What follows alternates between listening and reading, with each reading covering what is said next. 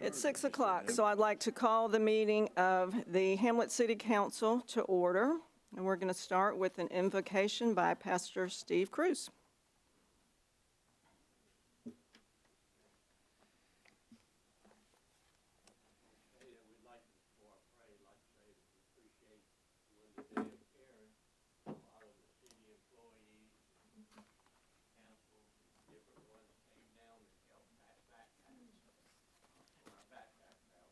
He ain't got no mic.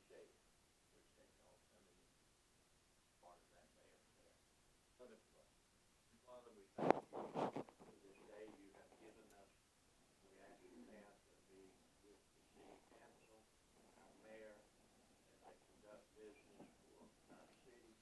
We ask you to give them wisdom and knowledge of love. We also pray for our first responders, that you keep them safe, keep your protection from them, and all of our city staff. We ask your blessing as we get ready to celebrate Thanksgiving. We want to thank you for the many blessings that you blessed our city and residents with. Truly are thankful. All of this in thy name. Amen. Thank you, sir. Next, item number 3, adoption of agenda. Do I have a motion? So moved. Second. All in favor? Oh. All right. Item number 4, approval of consent agenda. Do I have a motion? I move to approve the consent agenda as presented. Second. All in Second. favor?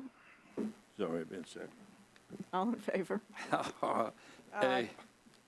All right. Number 5, city manager's report. Good evening, Council, Mayor. Just wanted to give you several updates. We'll start with infrastructure and utility improvements. Our water treatment plant, we are still currently waiting for that new revised quote to come in from Dillinger after DEQ put in that required additional water filter. We're expecting that to be around the first of the year, so around January to come in so we can get executed as soon as possible. I'll bring that back to council for final approval once we get the updated quote. Wastewater treatment plant progress still remains steady on it, but we did do the soil boring and structural designs. They were completed October 31st and November 3rd. So we're targeting also the end of January to submit a full package to USDA, who we got our loan and grant through, and then also DEQ for review. System development fees, we do have Raftillis here tonight, so I just wanted to personally thank Ford and Melissa. We've been working with them since the beginning of the fiscal year, and they've been studying our system development fees. You know, and I know they're going to talk about this, but what these will do is rather placing that financial burden on the taxpayers when it comes to the impact on our water and our sewer. The taxpayers aren't going to receive that, you know, as a financial burden through taxes or water and sewer fees. It would be something that a developer or builder paid ahead of time, and that pays specifically for the extension of our water and sewer systems as Hamlet grows. Our asset inventory and assessment projects, all 3 of them, water, wastewater, and also our stormwater, they're moving slowly, but they are progressing. Those take about 24 to 36 months to complete. So we're getting there, and LKC is progressing, but right now the priority is our water treatment plant to start construction and our wastewater treatment plant to get the civils finalized so that we can begin construction on it as well. But kind of in the background of all that is our 3 asset inventory assessments that are going to really, you know, tell us the state of all of our water, sewer lines and our stormwater infrastructure. Of note for shifting over to downtown revitalization and economic development, we did get Riverside Bakery and Coffee now open, and that's quickly become, you know, a centerpiece of our downtown Main Street. You go there in the morning, that street is full of cars now, and I just want to give a, you know, personal thank you to them because they've done an amazing job, and I go down there a lot, and it's full of people. You can get great coffee, you can get great baked goods there, and it's just amazing to have people see the value of our community and really start investing into it. When it comes to code enforcement and beautification, code enforcement still remains one of our highest priorities.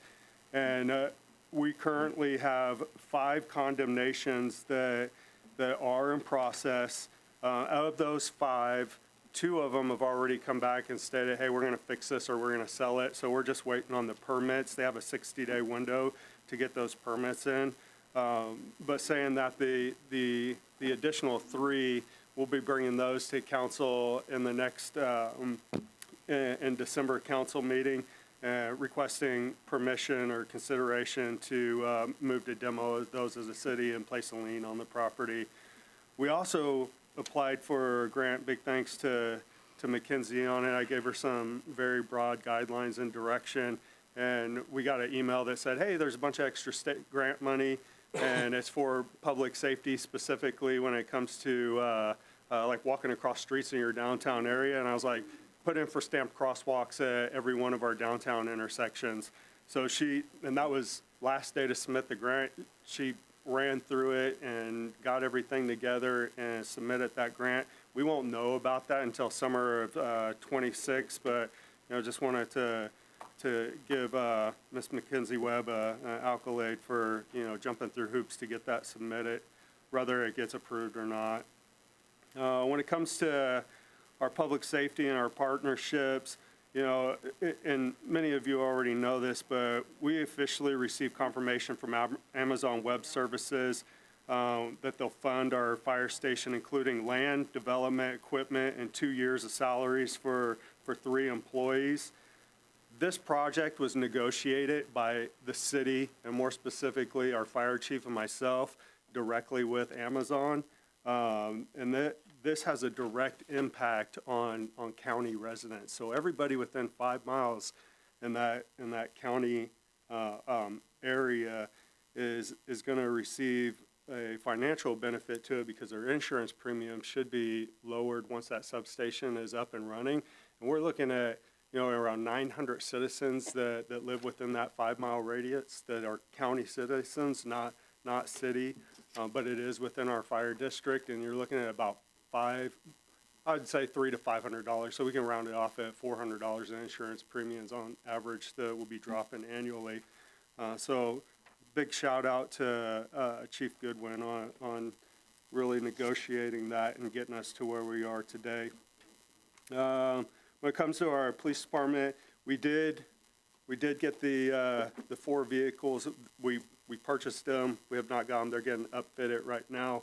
And we did and I think I talked to you a couple of you about this, but one of our cars ended up having a deer run out in front of it, going about 65 miles an hour, and it totaled the car. With the insurance money, we were able to get a 5th vehicle, just so you guys are tracking. So we will have 5 new vehicles. And I will say this too, it was not done on purpose. The deer ran out in front of them, and it had nothing to do with, we weren't trying to get a 5th vehicle because it was still a fairly new vehicle that we had, and it was a good running vehicle. So it's unfortunate, but this time of the year during the rut of deer hunting, you're gonna, and I'd say this to all our citizens out there, be careful right now because the bucks are chasing the does, and they like to chase them out in the street. And that's why you see a lot of them on the side of the road.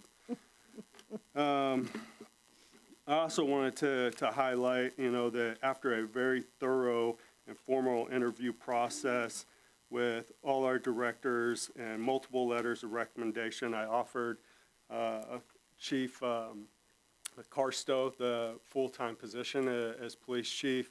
He accepted. We ran a survey through the police department that had some of the highest ratings that I've seen for a leader within it. We had letters of recommendation from Mr. Chuck Cobb, from Sheriff Goledge, from Chief Gillian Water. I actually asked Chief Gillian Water and Sheriff Goledge to come and sit in on that interview process. They denied and said, you have our full letter of recommendation, and you shouldn't even interview him, just hire him. He's the right person for the job. we still interviewed him. We had every director within the city sitting on that interview process, and we ran him through it, and he just did an outstanding job. So huge congratulations to Chief Carstow for being the official chief of police for the city of Hamlet.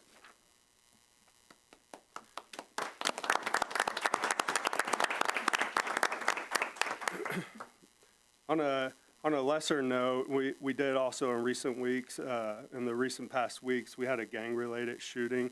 What I'll say about that is that our police department, along with the sheriff's office and federal agents, responded to that immediately, mitigated any second, third order effects from that. There was nobody that was hurt. They were able to get the individual, and they just did that so professionally. And to see that kind of partnership amongst our police department and the county and the federal agents, it's just really, it brings a lot of confidence to our community that we got the right people working in the right place at the right time as a team in order to make Hamlet the safest place possible.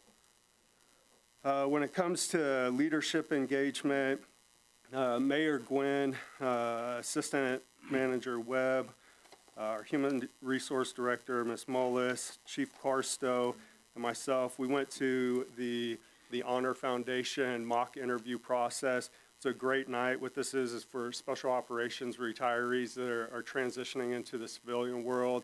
It's a several-month process, fellowship that really helps take the military out of you and transition you to the civilian world. And to me, I thought it was an outstanding night. The comment that I got from Mayor Gwynn was, "Can we hire all of them?" And I was like, "We can't afford them. I'm sorry, but these people are going to C-suites. They're looking for big jobs and big places in the corporate world or opening their own businesses. But we are actively recruiting from there for places like our fire and our police, for people that want to continue to serve, and any other open positions that we have. So I plan on continuing to support that mock interview process, just so people also have an understanding of what local government can provide and how that continued service still gives you that identity and purpose that you had while you were in the military. Some of our community events and civic engagements, Mayor Gwynn and I, we supported and represented the Hamlet Veterans Day Parade. Appreciate Commissioner Roberts on her invitation and more importantly, her managing and running that from, planning, managing, and executing it from the beginning. So great job to Commissioner Roberts on that. It was a really good parade, and it had a pretty good turnout. I think we should market it a little bit more next year, and because to miss that and see what I saw, I was like, wow, we have a community that some got to see it, but we need to get more down there, like people the numbers that came to Boo Bash and the numbers that come to Seaboard Fest, because it's just something that you don't want to miss. We also did support this year's Seaboard Festival. I got so many calls that said that it was the best managed in its history, and just want to give out another huge shout out to Assistant City Manager Webb, and then also our Community Engagement and Economic Development Director, Michelle Pressler. They're impressive. They don't need anybody to tell them what to do. They just execute, and they do a great job at it. And the rest of that board that sits on the Seaboard Festival board, they just did a great job. And I came down and listened a few times, and then I stepped away, because what I don't want is to come down there and micromanage and tell people how to do their job, especially when that's a private event. And what I saw was all of our directors that were involved on it, they did get involved, and I was there if they needed guidance or leadership, but I'm not going to stand over their shoulders, and it just ran so much smoother. So big shout to Ms. Webb and Ms. Pressler and all of our directors that were involved, specifically also, Public Works, Fire, and Police. Like, they're so involved in that, and the community engagement that they had, and seeing them engaging with the citizens up and down the street it was amazing to watch. Also, just wanted to note that I joined our firefighters and Council Member Stewart that's not here tonight due to other engagement, and Assistant Attorney General Little, Mayor of Rockingham Hutchinson, and roughly about 300 other participants that we all ran the Seaboard 5K. And I will say, except for our youngest volunteer firefighters, I blew them all in the dust. So I still got it for an old crusty veteran.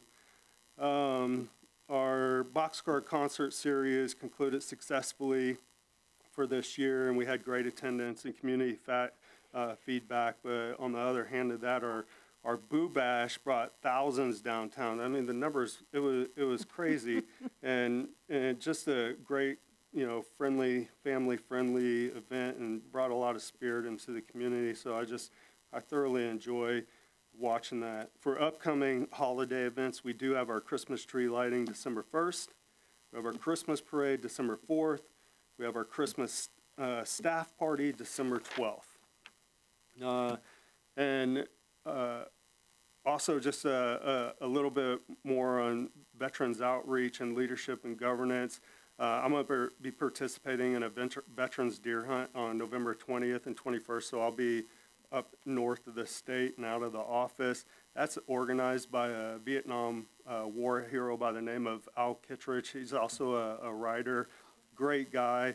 And I just want to personally thank Mr. Kittredge for his service and continuing to give back through this event. He runs the turkey hunt that I went to early in the spring, and he does the deer hunting as well, and he brings in disabled veterans from all over the state, and it's just a really good community event, and it's actually ran by Caldwell County and the landowners there, and they all come together, and it's 100% paid for. They give you your room, your board. They bring in people to make your meal for you. You tell your story, your service, and it's a really good event. And I like seeing that because I would love to see some of that stuff happen down here in Richmond County because we have such a good population that supports our veterans, and I think that this would be something that we could capitalize on it as well. Al also wrote and authored a book called My War. If anybody's interested, it's a remarkable collection of short stories that he drew from his time with Special Forces Alpha, or with Special Forces as an Alpha team leader while he was in Vietnam. And his first-hand accounts are just, they're amazing to listen to, and not a lot of people talk about their time in the service, but him being able to come out and publish that, it's just really, it's really nice to see that. And we owe our heroes, like Al, and specifically Councilmember Martin as well, just this immeasurable debt for what they've sacrificed and often face intense criticism and scrutiny that they did while fighting in the Vietnam War. So, big shout out to you and Al. And lastly, I just want to personally congratulate all the individuals who were elected or who maintained their positions in the recent election. I do firmly remain apolitical, but I'm always proud to see people succeed when it's done ethically and with integrity. So just big congratulations to you all. That's all I have, pending any questions. Okay.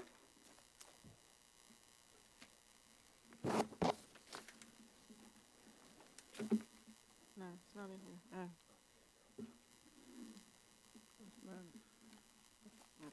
Okay. All right, new business. Item number 6, system development fees. We do have, again, we have Raph Tillis here. They're going to be going through and talking about their process that they completed for us. It's wrong way. Hold on just a second.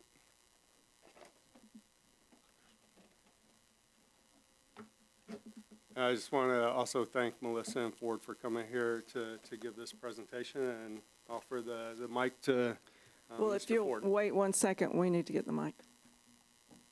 He's getting it, so give him just a minute. So everybody can hear.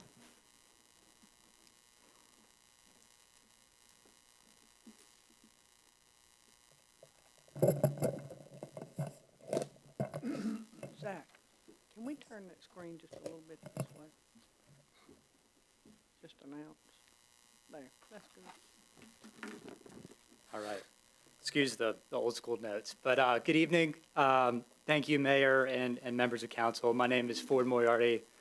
I'm with Raft Ellis. We are a national utility consulting firm specializing a lot in water and sewer financial planning and rate studies. But we also do a lot of the system development fee studies that you've seen across the state, which is actually what we're here tonight to talk about. Tonight, I'll walk us through just what these fees are, how they're calculated, and then ultimately what is the maximum cost justified fee that the city can adopt. On this next slide, I know that you may know this already, but I just wanted to add the definition of what these fees are and what we're looking at again. Essentially, what we're looking at is a one-time charge to new development to pay for their use in system capacity. You hear the idea of just growth pays for growth. This is really just an equitable method for recovering the upfront system capacity costs. For the impetus of the study, back in 2017, the General Assembly passed that House Bill 436, which gave the authority to water and sewer utilities to pass and implement these system development fees. In it, they added Article 8, which actually set forth the process for establishing these fees and establishing a uniform approach and methodology for how they're calculated and implemented. Why we're here tonight, in that House bill or legislation, they also determined that a financial professional or professional engineer is required to do the preparation of this calculation. And so we've worked with the city to develop the calculation of these fees. And they need to be updated at least every 5 years. There have been a few revisions since that 2017 legislation, so we really just want to make sure that we are accounting for all of those as well. For the process of adopting these fees, like I said, Raft Ellis worked with staff to calculate and document the detail and results of this study in a final report. So we've done that, but before the city can adopt these fees, the city has to put that report online for a period of 45 days for the public to solicit any written comment from public. And in this time, just be able to consider any of those written comments. After that 45-day period, the city can then conduct a public hearing to adopt those fees. Okay.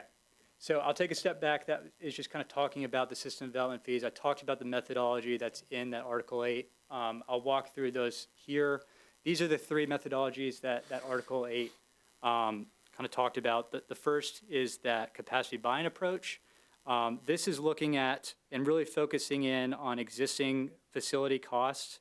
This is really used when a utility has adequate capacity in their system for new growth. And so they're really just looking at what is that cost of existing facilities and capacity. The second methodology is the marginal incremental approach, and this is more of a forward-looking approach, which is really digging more into the cost of future investment. And for this approach, we're more looking at costs in that capital plan that was provided by staff. Finally, the combined approach is just kind of what it sounds like. It's really just a blended value of existing facility costs and then future capacity costs.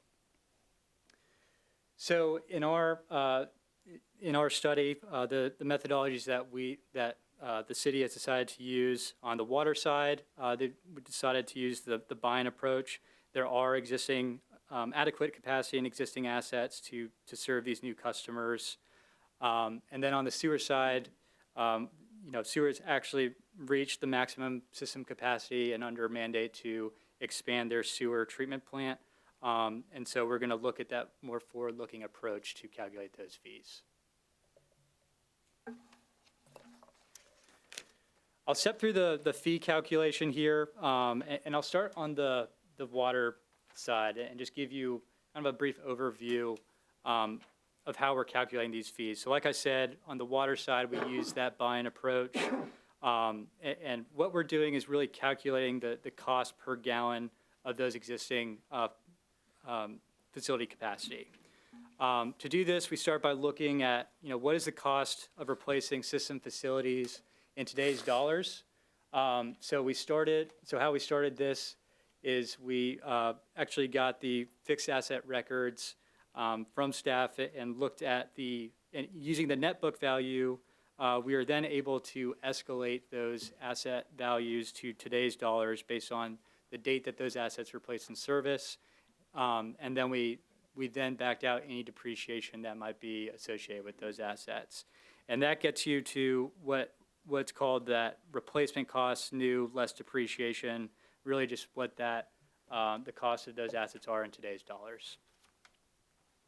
That is that top line up there, a little bit or about $4.25 million in eligible assets. There's a few adjustments that we make to that total. We first want to make sure that we're moving any smaller assets that could be equipment, vehicles, just things that are not really adding true capacity to the system. Those non-core assets totaled a little over $300,000, so those were backed out of the equation. Typically you would also make adjustments for any grant or contributed assets. And the reason being is that since the utility is not paid for these assets, we shouldn't pass that on to our customers. So there were no grant or contributed assets in that fixed asset record, so there was no adjustment made on those. Finally, you would typically remove any outstanding debt principal from these assets as well. And again, the reason being, typically debt service is paid for through your water and sewer monthly user charge rates. And so we just don't want to double charge these customers for those expenses. So all of that being said, what that leaves us is a net system asset value on the water system of almost $4 million, and you can see that at the bottom line. Next, just to get to that unit cost, what we do is we divide that adjusted value by the total capacity in the system. Right now, the water system is able to treat 3 million gallons per day, so you take that almost 4 million divided by 3 to get a unit cost of $1.30 per gallon per day, and that's your cost of. On the sewer side, again, we're looking at the marginal incremental. This is really looking at what is the cost of that sewer treatment plant expansion. That is the biggest sewer project that is actually adding capacity to the system. And so from this, we're looking at that capital plan. Like water, we also want to make sure that we're backing out any grant funding, so that the $17.5 million was the total cost of that treatment expansion as of today. There is $6 million associated to grant funding, so we've backed that out.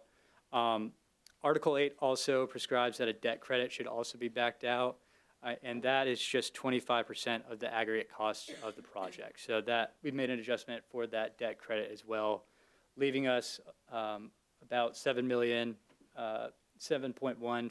million for that sewer-related costs. For planning purposes, that expansion project is providing 2 million gallons per day of capacity. So like the water, we divided that expansion cost divided by the capacity to get a unit cost of $3.59 for that sewer system. So once we've come up with that unit cost for water and sewer, the next thing that we need to do is determine, how are we going to assess this to customers? Typically, you assess it by MeterSYS. And to do that, what we're looking for is first to determine, what is the equivalent unit for a single family residential customer which is really that lowest, assumed that lowest meter size. For planning purposes, the city elected to use 270 gallons per day for the water equivalent residential unit.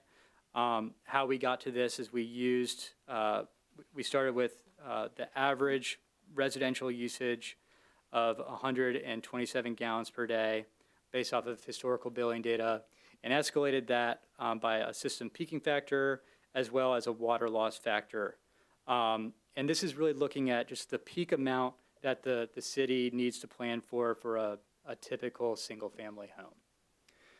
On the sewer side, we use 225 gallons per day, and this is really just based off of the most recent state guidelines. So we just wanted, the city decided to stick with that number. When we're scaling these fees, and I'll talk about this in a second, but we're really scaling these by meter size, which is based off of a meter equivalency that's from the M1 manual, and I'll talk about that in a second, but just all that to say is we're really starting with that single-family home and scaling that up based off of levels of demand for larger users. But getting to this next slide, this is really where the rubber hits the road, and is looking at what the actual maximum cost justified fee is for that single-family home. So on the water side, if you remember, that unit cost was $1.31. We multiplied that by that residential unit of 270 gallons per day to come up with a fee for that smallest meter of $354. On the sewer side, we did the same analysis, started with that $3.59, multiplied it by the 225 gallons per day to come up with a max fee for those smallest customers of $807.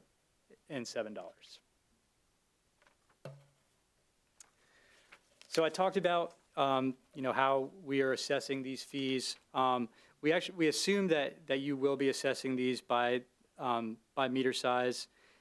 Typically, this is the easiest to administer and administrate. So what we did is we are basically scaling that smallest single-family meter by various demand factors for each of these meter sizes to really account for the different type of customer usage in the system. And so we've just put this table together so you can see what those fees would be at the different meter sizes.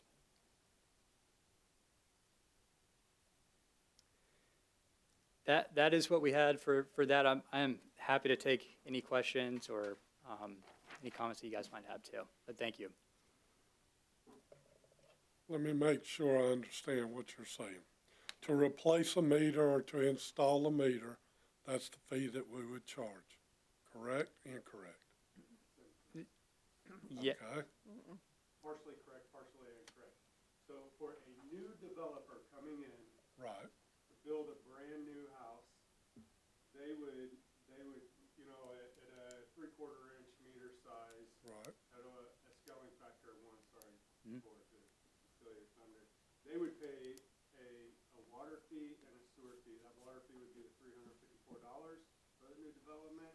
Sewer fee would be $807. And then going all the way down to an 8-inch, like a large industry, they would end up, paying substantially more because they have a greater impact on our current structures for water and wastewater. So that impact fee pays that so that it doesn't come out on the taxpayers. But that's like if somebody decided to do a community, it's per line, correct? Yeah. That's what I was saying. I must not have said it It correctly. is, yeah, and Okay. and that is separate from your meter install Yeah, charge or. I know, but that's, okay, I understand. I want to make sure I understood it. So if you were building a development of 10 houses, you would simply pay this fee for each house, provided it was a single-family residence? If it had a 3/4 inch meter, then yes. Right. Right. Yeah, and the bigger, okay, I got it. You just said a whole lot just to say that. Right. right. No, we threw a lot of information at you, Yeah. so. I was just making sure.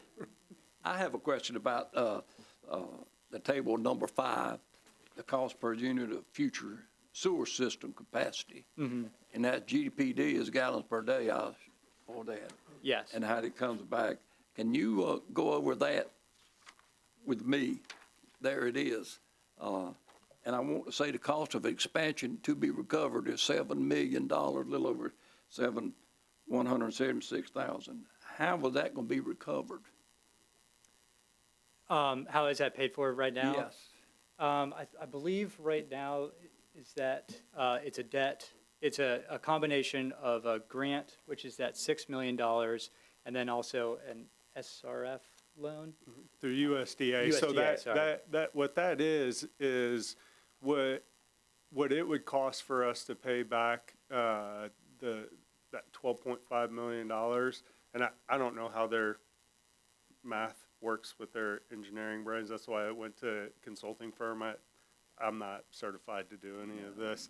But essentially, they have to figure out what's the impact on the city and what we can legally and statutorily charge per size of water line.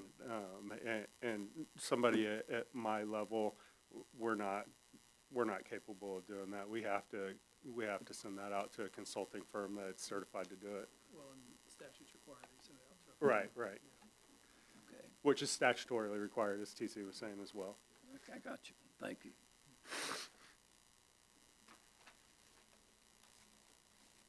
That's all I have. Thank you. Thank you. So any other questions?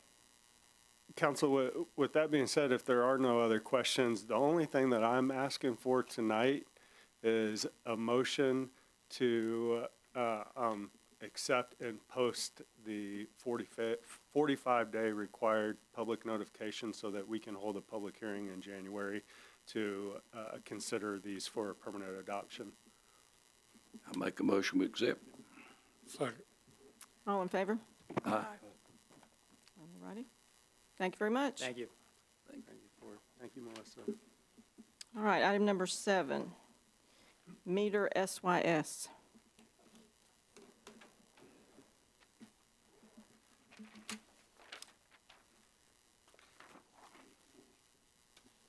We've been working with MeterSYS for several years, and we started talking again when it came to, our current water system and the talks of updating it and get more accurate readings. And a lot of municipalities, and while it does come at a cost up front, are switching over to digital readers because you do get a very accurate reading, and it takes out the chance of human error from it, and we do see that a lot. We have to correct it a lot, but it's also projected that we could be losing a significant, a very large amount of money and lost water on not only an annual basis, but on a monthly basis. So I asked MeterSYS to, as we were talking, to come in and repitch this, talk about it, and kind of show you some options,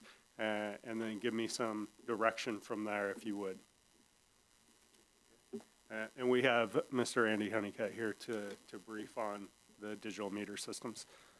Thank you very much. It's great to be back in front of the City Council. It's been a couple of times, I think, we've talked about metering, and I know it's a significant investment to consider, and you want to make sure you're doing it right. It was by coincidence that we talked about system expansion fees just before this discussion, because they're really two different elements of the same environment, and I'll speak to that in just a second. MeterSYS has done a preliminary survey of every meter in your system. That was almost 3,000 meters across the system. We also were supporting the compliance with the EPA's lead copper reporting, and so part of that survey allowed us to meet that requirement. So we were excited to do that work. We did that work back in 2024 and got that paperwork submitted. And so now the city has a very strong baseline of information on what type of meter you have, the age. In some cases, we can tell by the serial number, the location of those meters, whether it's active or inactive, whether the size was correct, and then get a sense of, what we would do on a replacement of your infrastructure. Water metering, and the reason I got into this business 10 years ago was it's an unmet part of, an under-addressed part of your infrastructure. It's in a pit setting, it generally works, and so when we think about investments in utilities, we don't think about metering. But the simple fact is it's the cash registry of your system. So when we think about paying the salaries for the utility department, paying operational cost, when we talk about system expansion fees, that's capital, future capital investment in plants and pipes. The metering allows you to generate annual revenues and do that accurately, bill customers accurately, and that covers your operational cost year in and year out. So we really see the value of maintaining that system and doing so in a very defined way.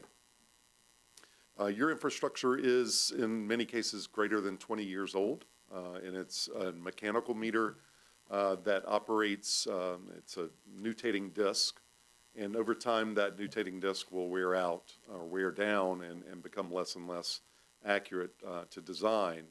What happens with that is water passes through that meter and is not recorded at the same level of accuracy. So it's essentially a water loss on the billing process. So when we think about the replacement of meters, it's also contributing to the accuracy of the bill, the accuracy of the measuring the water that goes through to the customer.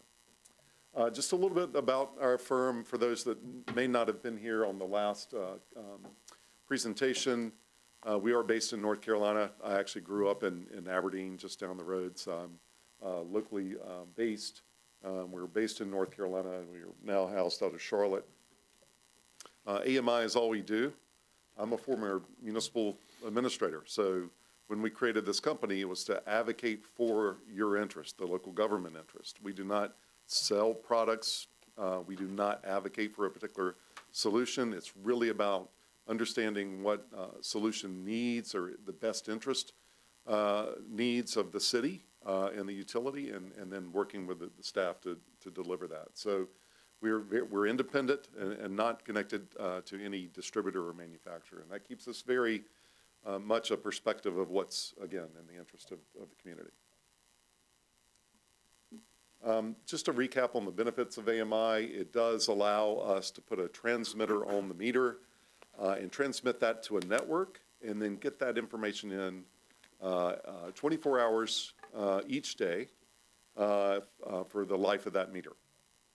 The difference in that is about 720 reads. So if you think about the drive-by or the manual read process that you have currently, you're pulling lids, you're wiping off the register face, you're hoping to get an accurate read, you write that in or enter that in, bring that back to the billing staff for processing for high-lows, exceptions, and then billing the customer.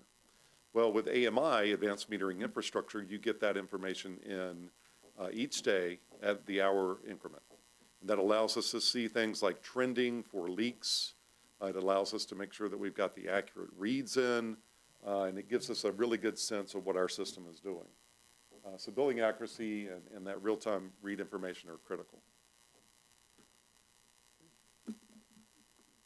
It works, again, taking an encoded register and that electronic read, putting that to a radio, putting that onto a network, and then using software to use that information for a variety of different reasons. One of the things I will say, customer benefit, is that many communities will deploy a customer portal where the customer can go in, see their usage in real time, get alerts, set up budget notifications, pay their bill online, and it really becomes more effective in the transaction of the utility bill process, much more so than what conventionally is mailing a check or doing it through the city's website. So lots of opportunity for conservation, customer engagement, and financial benefits. We did run a network propagation study back in 2016. So we have been talking with the city for at least 9 out of the 10 years that we've been in business, and have given a lot of thought to the workflow and what needs to be done in order to do this effectively. We started that planning in 2016. We updated the council in 2021, and then in 23, we responded to an RFQ that was issued by the city. We were selected for that work and started that survey in 2024. So that gives you a sense of how long we've been working through the process. Back in 2023, we proposed a few different options, one being a field survey, which you did, and you're to be commended for that investment. Either taking your existing infrastructure and running a pilot where you put a small batch of AMI-compatible meters in, build out the network and the software to test its system before you roll it out full bore, or you can go to the market and look for competitive bids. That means you put it out. We would help you in drafting the procurement documents, which would be in request for proposals. We would go to the market, compete for the most effective, the best proposal in the market for you, and then deploy from that point. Or you can do it hybrid. You can do a small pilot program while you're going out to the market at the same time. So there is some options for you, but we do have some recommendations in the proposal. The field survey, we, again, located all of the meters. We got latitude, longitude, so the locates will never be a concern moving forward. We logged in all that relevant information, conducted the lead copper, and then updated your customer information system with accurate data. And then the city staff, and I won't belabor that, the 4,230 total locations that were surveyed, all of that information has been submitted and is available and will be a really good foundation for any work that you choose to do moving forward, whether that be a pilot or be through the procurement process. The pilot would look something like creating a network device, a gateway similar to that photo, engaging your customer information system, which is your utility billing system, passing that data from the AMI solution into that billing system, and then just managing that for as much automation and performance that we can through the pilot program. And then through procurement, establishing the city requirements, planning for that systems integration, drafting the RFP, and then selecting the vendor. The 2023 presentation we did in front of City Council involved cost estimates. We're glad to say that even with changes in the market and the economy, that's still an honored value. Should the city choose to proceed with procurement, it requires about 4 to 5 months total between the planning, the going to market, and the negotiation of those bids. And then on the pilot side, we proposed $98,000 in implementation fees, and then on the next slide, you'll see the capital cost at just under $500,000. And that was really based on what we understood at the time to be some ARPA funding that was considered to be eligible to be used for the pilot program and the city's interest in starting down the process of AMI. To summarize, our recommendations based on the years of discussion with the city is to just validate the meter survey within your customer information system, make sure that all of the changes have been absorbed, validate ARPA's utilization of the meter upgrade for the capital project, and define those parameters for the funding, whether that can be sole source, pilot program. We would be surprised if ARPA did allow sole source or pilot. We've used that in other projects, and the state really wants to see that go to bid. So we would need to validate that, but that's something to consider. There's a general professional services agreement that could be with MeterSYS to create that procurement document, and again, honoring those 2023 cost estimates. and then create a capital allocation project for the full project, which our estimates based on current cost, market cost, is right at 2.1 million. And you see how it breaks down with about just under $200,000 in contingency. So that's it. That's where we are. Hopefully that gives you a sense of who we are, what the history of the project has been, and happy to answer any questions you may have. Okay, I have a couple. one. Excuse me. So your company evaluates our system. You do not provide the equipment, Correct. okay? And you have done a lot of assessment already. Yes. Do you still have more assessment to do, or are we ready to procure the equipment if that's what we decide to do? You're in a really good shape to proceed immediately with procurement. That survey did a really good foundational job of knowing what we need to put on the streets in terms of sizes and quantities and so forth. Okay. What is the cost per meter or house?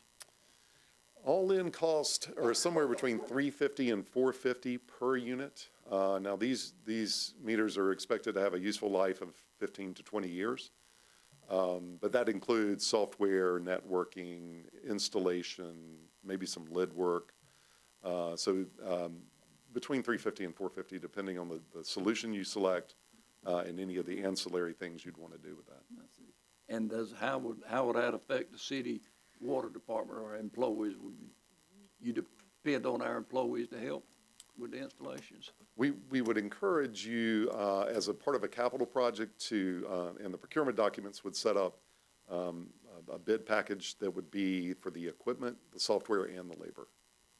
Now, you can bid this professional services out for installation separately, but we would encourage you to use professional installation. They have field work order management capabilities. They have a very clean process. They do this for a living.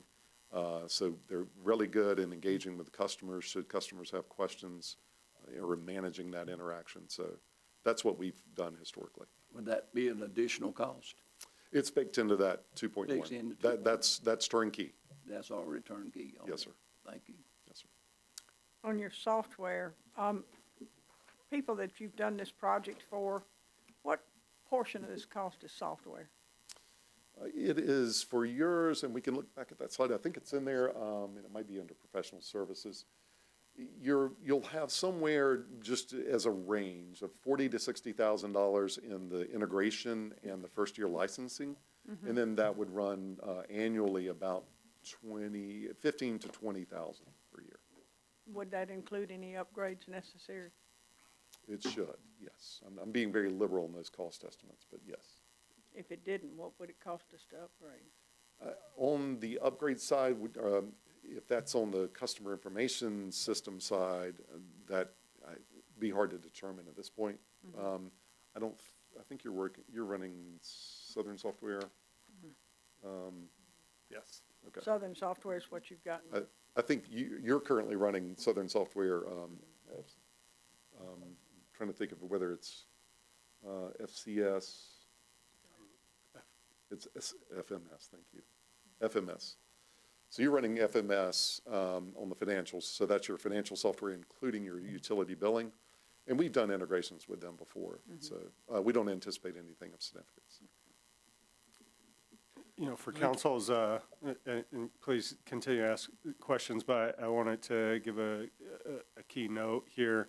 I've already talked to USDA just to have initial conversations with them about this, and if there would be grant/loan opportunities like we're doing for our wastewater treatment plant, and they were very open to entertain that. So, please continue to ask questions, but what I would like to do at the end of this is if this is something council thinks is the best course of action for the city, and, Robert Brown may be able to give some key input on this, on what he thinks that the city's losing in annual revenue through loss of water. I would encourage him to say that as well. But that being said, if you all are open to this, I will, and you all direct me, I will go back to USDA once the government shutdown is over and and start those conversations and see what kind of grant funding and loan that we could get as a combination to actually get this done in the next couple of years, or the next year, start in the next year and have it done. I think it's going to take a little bit of time to get it fully implemented, right? If we were mapping out the milestones, it would be 6 months on the procurement. And generally, for a project this size, we can have you turned over to a full AMI within a year. So 18 months from this point. This AMI procurement quotation, that's for your services, right? Yes, ma'am. And would that be for then there's another one for AMI quotation for I guess that's the pilot program? That would be the pilot, yes, ma'am. Okay. Which would, if you go down the procurement route, would not be a party to that. Okay. And the procurement opportunity also allows the city council the opportunity to go, no-go the project. It's not committal. Right. And I'd like to say to council, we're losing 30 to 36% every day on water revenue, which equates to $500,000 to $750,000 every year. I can believe it. Where do you get your information, Brown? That's a report that's due every April. It's a water usage report. It's based on how much the treatment plant is producing and how much we're actually selling to the customer. And we are losing 350,000 gallons a day. Well, with all the water leaks we're having, I'm surprised it isn't more than that. There is some that's due to water leaks. There's some due to non-meters. That's also in the equation that we're having to do to the report. So, a good number would be, roughly $500,000 in lost revenue. And that doesn't include the water line breaks, does it? No. Wow. 2-3 years ago, we did receive some $400,000 specifically for water. Excuse me, it's not your turn to speak, Sean, thank you. Go ahead. He's the water department. So this will all be done in-house. They can read the meter anywhere, like you said. I could read my own meter. I could see how much water I've used that day or so on and so forth. On your computer. Yeah, that's what I'm saying. Or on your phone. So for clarification, customers typically have a lag of a day. So 24 hours, it comes into the city system. Well, it wasn't, the timeline Yeah. didn't matter. I was just making that point. Correct, yes. Yes, sir. You can tell how much you used the day before, basically. Correct. I think So- this comes to a big benefit to the customer as well, because, I use Mayor Pro Tem as an example. If the water department, which they would be monitoring the system on a daily basis, and if I'm correct, please correct me if I'm wrong, but I know in Aberdeen's, when they implemented this, if there's something that's out of the ordinary, it triggers an alert, and then they're able to contact that customer directly and say, hey, are you filling a pool today? Are you having an issue? Are you using unprecedented amount of water that you're not typically doing? And the customer says, yeah, I'm filling my pool. Okay, well, that's why. But if they're like, no, then we can immediately go look and see if it's something on the city side, or if they need to hire, a personal plumber and say, hey, this is coming from somewhere within in your line, and you need to get this fixed, or we need to fix it, because it's gonna end up, costing you hundreds or thousands of dollars if you don't. It's a red flag. It is, yes.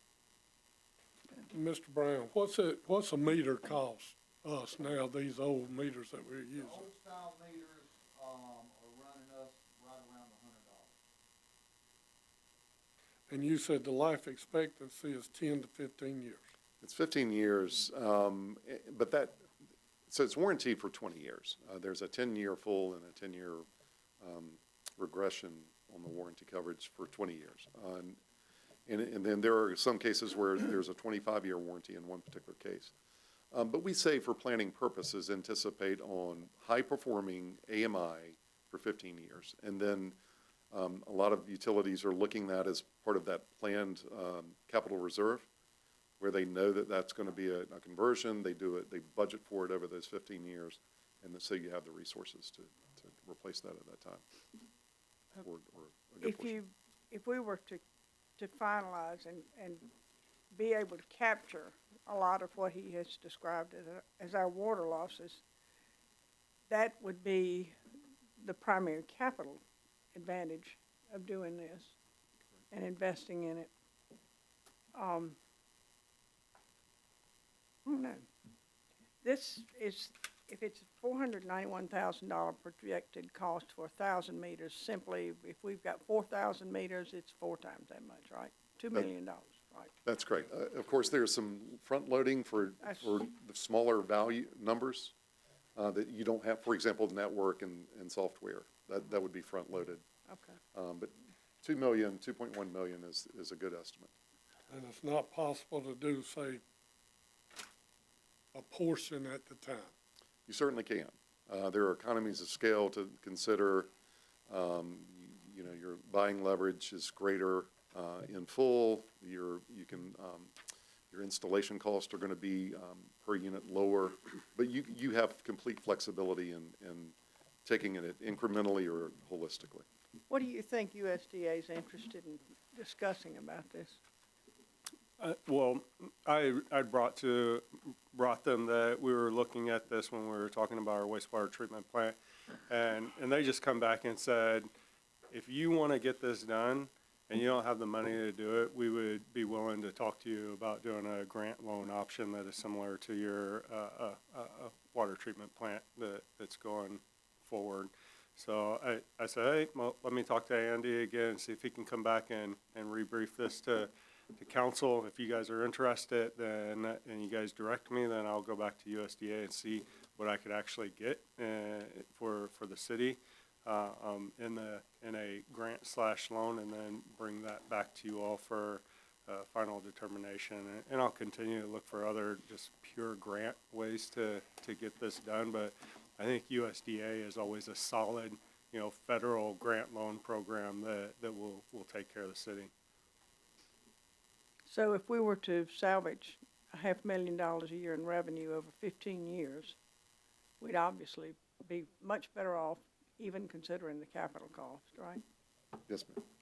And we run feasibility studies all of the time. And the general range we see on payback between salaries and troubleshooting and maintenance and lost revenue is between 8 and 10 years. And that's conservative. And so if we think about a system that is really suffering and performing at a much higher level in water loss and unbilled revenue, then that number certainly changes. Mm-hmm. But it does have a return on investment, unlike a lot of capital expenses. How much, how advance notice, if you needed Hamlet to assist in the legwork, how much notice would you have to give the city that you'll have it done, and to give the employees time, the city, the director, to coordinate the work? From the installation standpoint, the procurement process is about 6 months, and then we'll know then what the solution would be, and then that we can coordinate that cadence with the staff if that's the choice for the city. And that would go through the city manager back to the director? Yes. Thank you. You have complete option to do some, none, or a modified version of the install. All your resources, none of your resources, you're in complete control. Thank you. Yes, sir. Of course, we've always got the option of doing a pilot. I didn't hear you. We've always got the option of doing the pilot. Which is just the installation of 1,000 meters. I see. To see if it performs like we think it will. Yeah, that's a standing option, right? Yeah, that's what, 500,000. Yeah. 491. Right.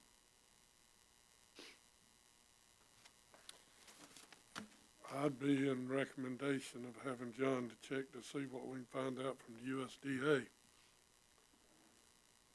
Because I feel like this would be something we could capitalize on, especially if we've got a loss of water that much.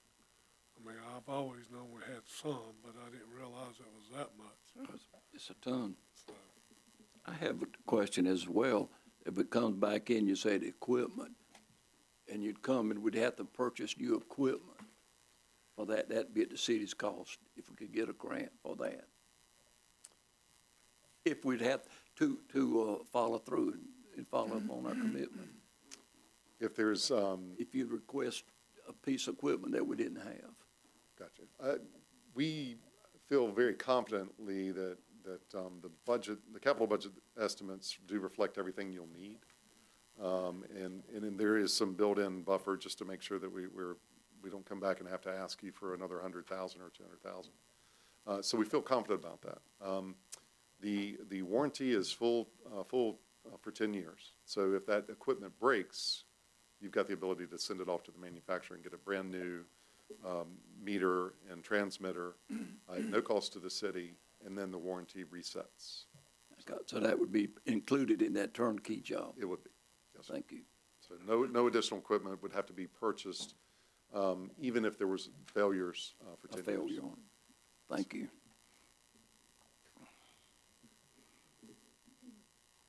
I don't have anything else. So we're not really looking for a motion, just direction for. Just looking for direction. If you guys want a motion and direct me to apply for a USDA loan/grant, I will go for it. If it was just a pure grant, then I would just apply for it. But since it is, filling out a loan that would obligate the city for a long-term, low-interest loan, then I would like some direction. And we do have two other fairly sizable capital projects coming down the pipe. We do. So we've got to and- consider the thought implications about- of the payback on that. And council, that is why I started looking at the system development fees, because, the fact is that when it comes to our water and wastewater treatment plant build, if we don't put in system development fees, it's gonna strictly rely on the taxpayers to pay that back, and it could be anywhere, that $12.5 million. We're looking at $300,000 to $400,000 per year in payments. So system development fees, I can use those directly because those, for the water and for the wastewater, go into specific funds, and they can only be spent for expansion. It can also be paid because of the loan being included in that. It can also go towards paying the loan.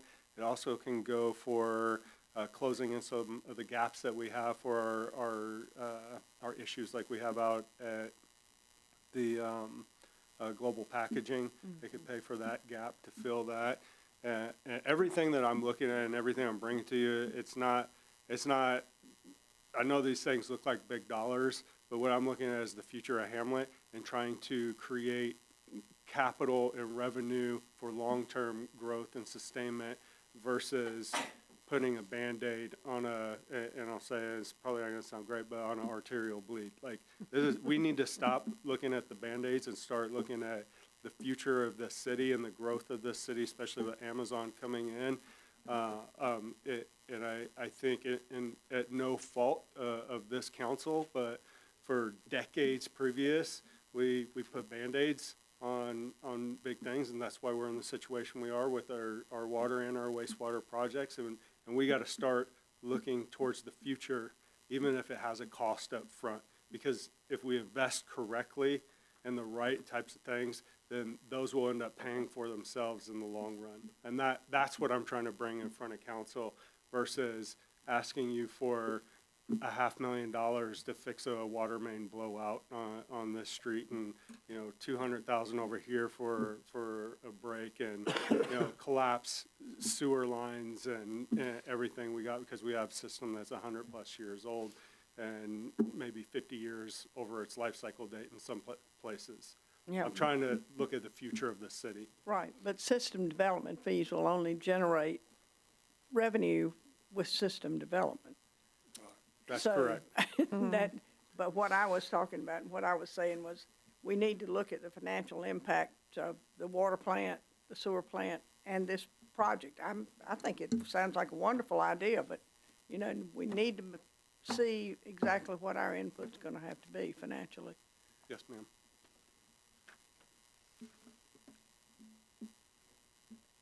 So, Well, if I need to make a motion, I'll make a motion that John check with USDA and see what we can do as far as funding this project. do I have a second? Second. All in favor? Okay. Thank you Thank very you. much, sir, Thank for your you. information. Thank you, sir. Thank you. Thank you very much. Okay. Next is the proclamation for National Care at Home Month. Whereas for more than half a century, Care at Home has supported millions of patients nationwide, allowing them to recover from acute illness or injury, navigate activities in their daily lives, or spend their final months at home, surrounded by loved ones. Whereas home-based care and support offer a person-centered approach to treatment, including expert medical care, quality symptom control, assistance with essential daily activities, and comprehensive pain management as a foundation of care. Whereas beyond providing physical treatment, Care at Home improves the quality of life for patients by allowing them to remain where they'd most like to reside and continue to integrate with their communities. Whereas in addition to helping patients, home care provides support, respite, and in some cases, counseling services to patients' families and loved ones. Whereas in an increasingly fragmented and difficult to navigate medical system, home care is one of the areas of health care that demonstrates how care can and should work at its best for its patients, offering a full continuum of services. Whereas millions of Americans recovering from acute illness or injury or living with serious or life-limiting illnesses and their loved ones receive care from home health, hospice, and palliative care, home care and Medicaid home, and community-based service providers in communities throughout the United States each year. Whereas home care organizations are advocates and educators about advanced care planning that helps provide individuals and make decisions about the care they want and empowers them to be the architects of their care plan. Whereas the central philosophy of home care puts patients first, ensuring a coordinated and person-centered approach to care, protecting patient choice and access to individualized services based on a patient's unique care needs and wishes. Whereas Care at Home is a valuable resource that should be available for all Americans. Now therefore, be it resolved that I, Amy Gwynn, Mayor by virtue of the authority vested in me by Hamlet, North Carolina, do hereby proclaim November 2025 as National Care at Home Month and encourage citizens to increase their understanding and awareness of home, hospice, and palliative care, discuss their health care wishes with their families, and observe this month with appropriate activities and programs.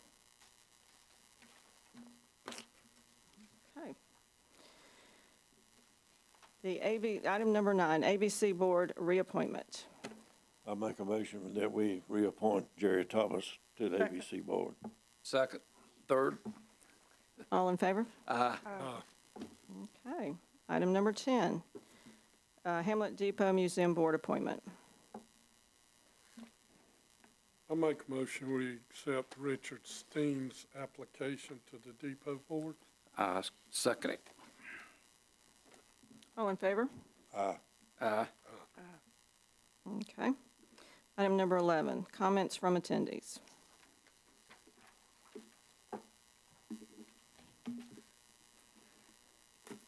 First, I would like to say we do have a USDA grant, and I think it was $400,000 a couple of years ago that we received for replacing water meters.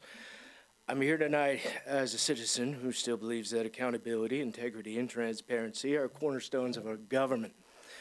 Now, first, the community does indeed need to know when we can get an itemized account of how over $12 million in federal and state grant money we've already gotten over the past few years has actually been used before we go look for any more.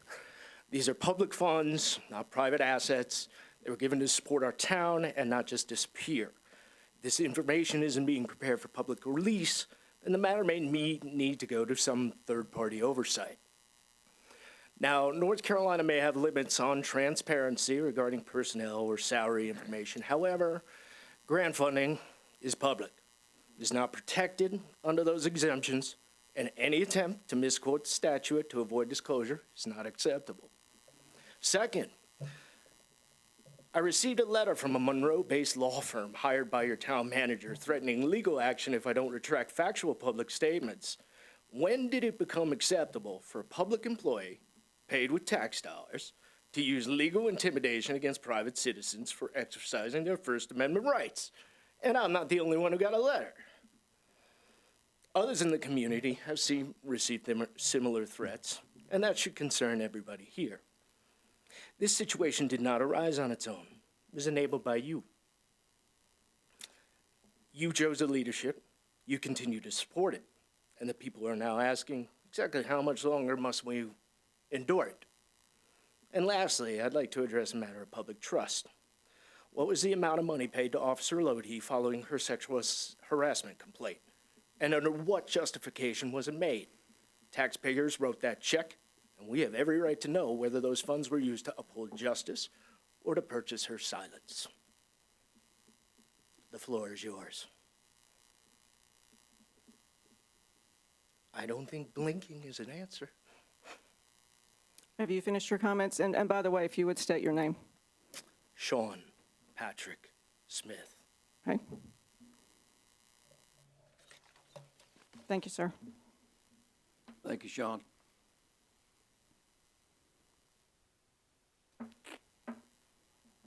Anybody else?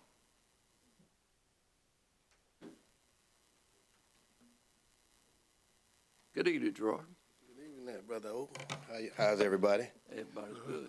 That's good. Name is Gerard Anthony Morrison, Charlotte Street fanatic.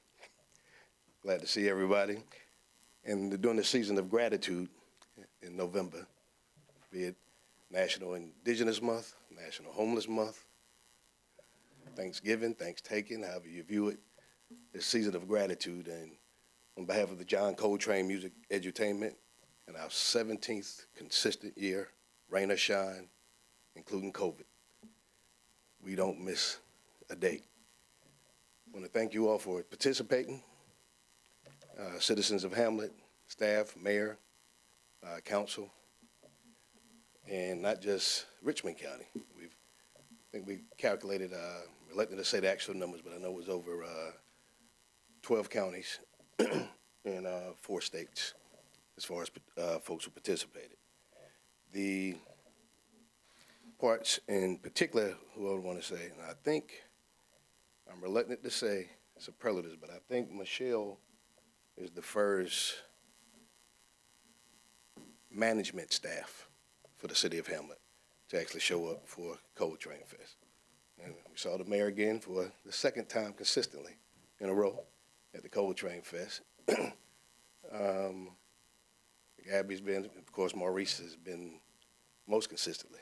Maurice Stewart, Jr., well, excuse me, the second. But I want to have all of us in there. And Oscar, you've been too. Sorry about that, Brother O. We love that you're there in spirit. We want to see you face to face. So now, October 3rd, if you don't mind, please take your phones, your papers, your pens out, hot off the press. October 3rd will be the 18th. Now the Coltrane Fest is grown. We're adults. 18th John Coltrane Music Edutainment Festival. And the unique thing next year on October 3rd, 12 noon, we're extending it an hour. Coltrane, if he were living, the late, great jazz messiah, saxophone guru, would be 100 years old. So let's give a soul clap for somebody from Hamlet. 100th year birthday. And we hope to do it big. It's indoor. Heather, I'm not sure, we didn't get to talk much, but I know I inquired about the minutes from when we first started the Coltrane Fest, so you can give me the status on that one. Appreciate it.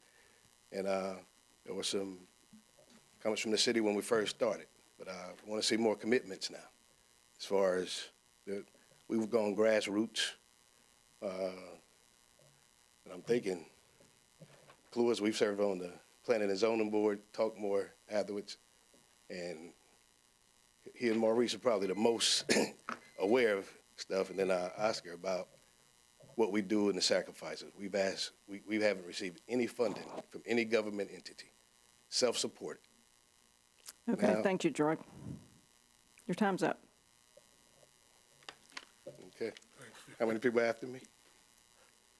Anybody after me? I don't know if there is anybody. Thank you, Gerard. Do we have anybody else?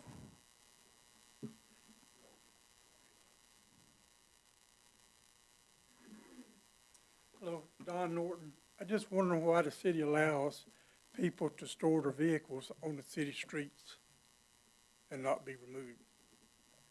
Are they autos that don't have tags on them? No tags, No tags? tires flat.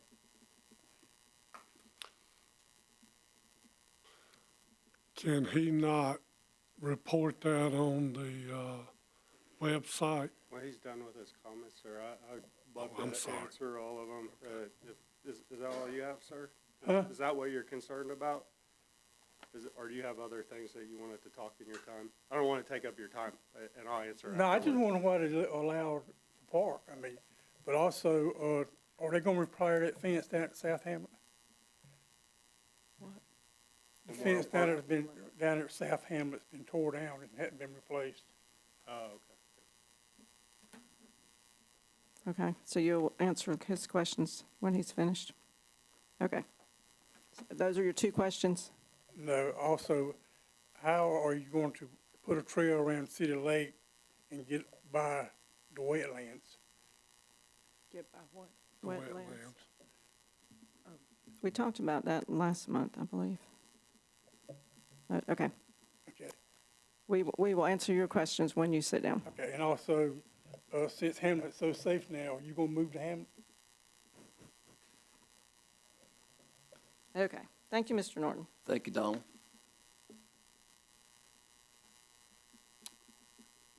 So the first question that you had about abandoned vehicles, all you have to do is go onto our website.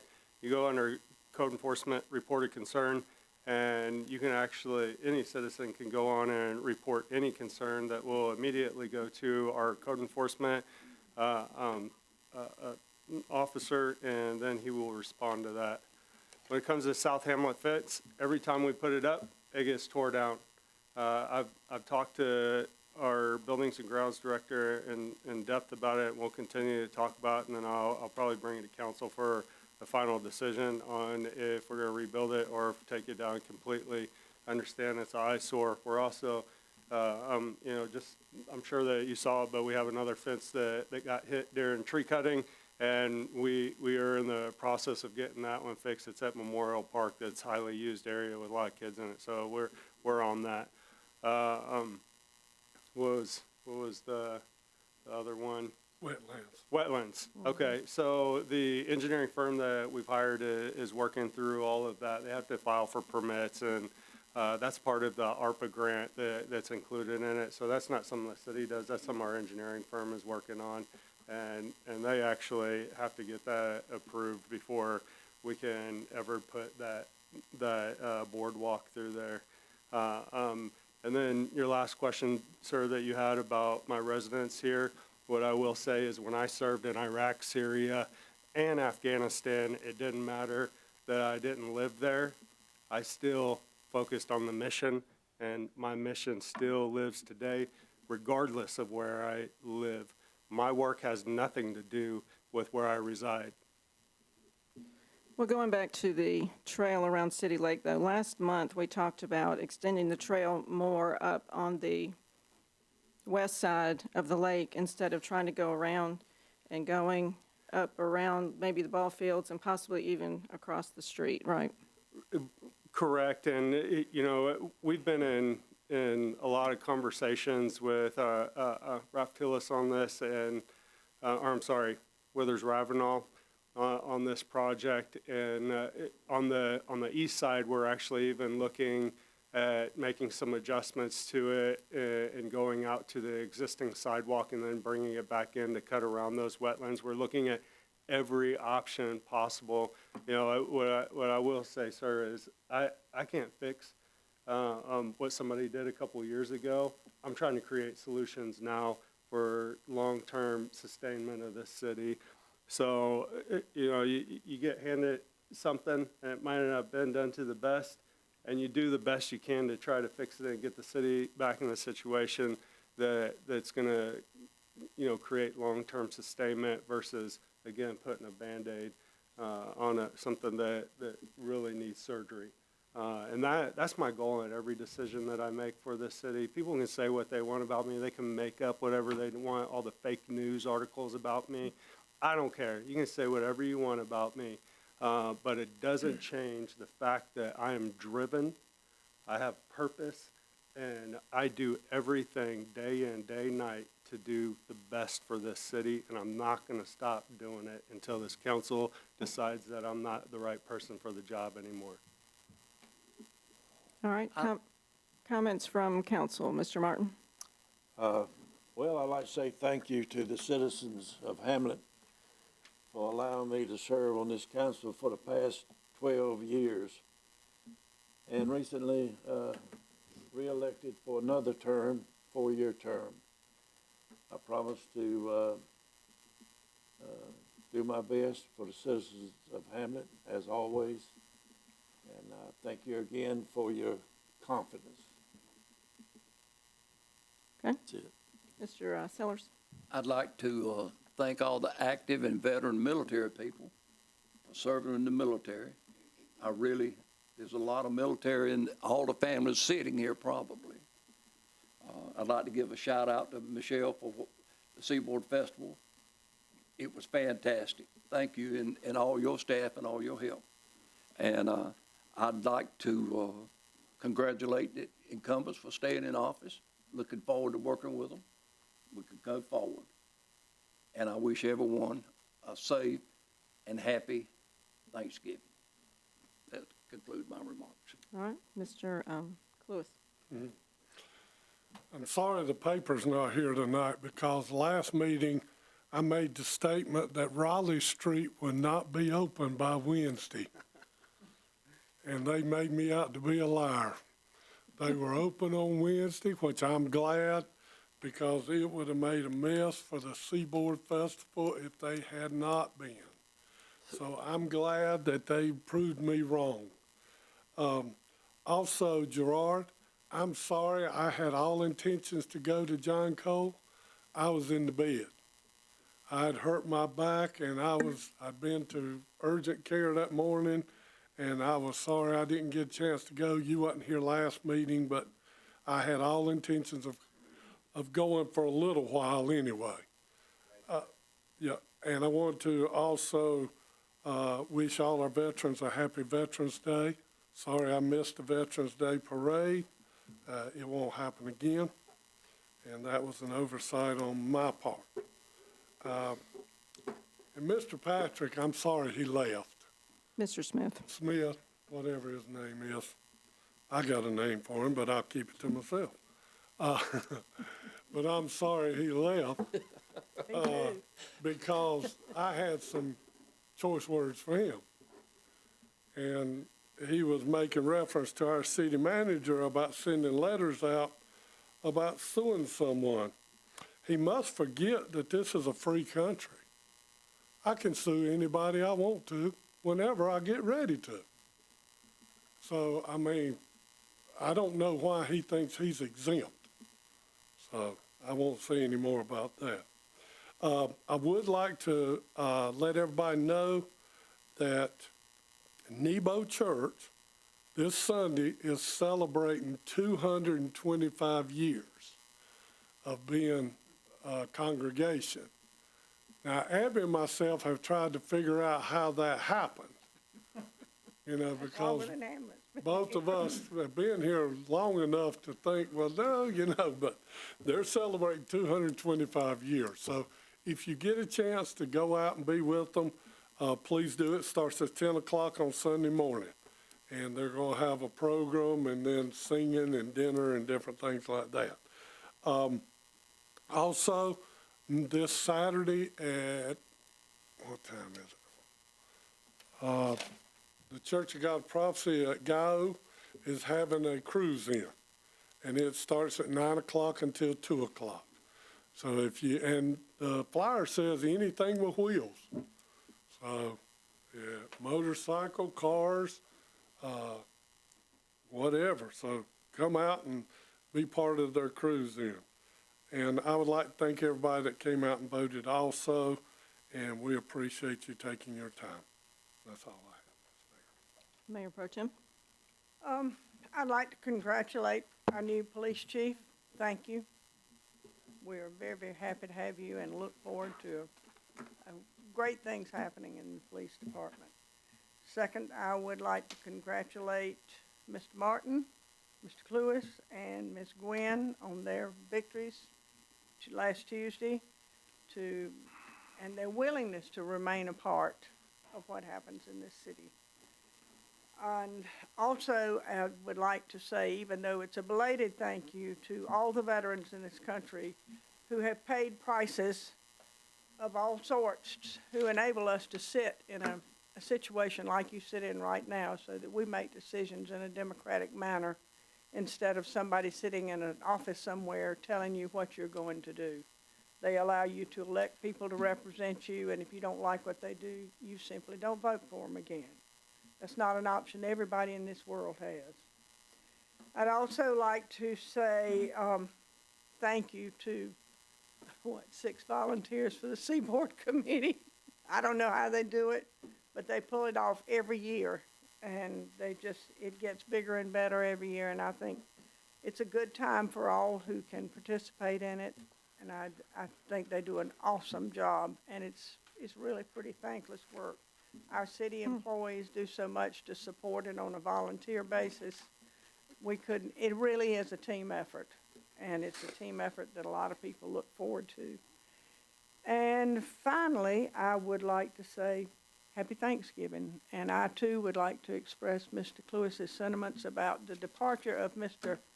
Smith, and for anyone that's interested in how your city money is spent, I cannot let this go unanswered. I'm sorry. Your money, there's a lady sitting back there who knows where every dime that comes into this city goes, where the checks are written, and for anybody that's interested, there's a copy of the city budget outside the city offices. It stays there 365 days of the year. If you have questions, instead of accusations and ridiculous innuendos, untruths, lies, and whatever else he chooses to spew, come ask somebody who can tell you the truth. I promise you, nobody's getting rich doing this, and it sure isn't fun. So, thank you. Thank you, ma'am. All right, I also would like to thank all those who came to vote last Tuesday, and especially those who voted for me. I appreciate it. I would like to thank the Seaboard Committee, and those members are Chris Carpenter, he's the president, Diane Leggett, vice president, Megan Lambeth is the marketing, Michelle Pressler, secretary, Mackenzie Webb, treasurer, and Chuck Cobb. We also had great participation and help from the Hamlet Police Department, the Hamlet Fire Department, and the Sheriff's Department. And as everyone has already said, it was a very, very smooth festival, and it was just a great day here in Hamlet. I'd also like to acknowledge and thank all of our veterans. We had a really nice Veterans Day parade last Saturday. Robin Roberts, the organizer, was thrilled with how it turned out, and it was just very nice, great weather too. And then I would also like to thank Duke Energy, American Woodmark, and Rev for sponsoring our Orange Blossom Special mural that was painted by Max Dowdle. It's number 10 of hopefully, he's hoping 100 murals. He's going to try to put one in each county, so we were the 10th one. It's very nice. If you haven't seen it, it's on the end of the side of the Birmingham Drug Building, and it looks great. And okay, Tony says the old Union Building, because he's old enough to know. You're exactly right. I I'm gonna write a book, I remember when. So, okay, that is all I have, and we need to go into, we need a motion to go into closed session Make a for motion. attorney-client privilege. Second. Okay, all in favor? Aye. All righty.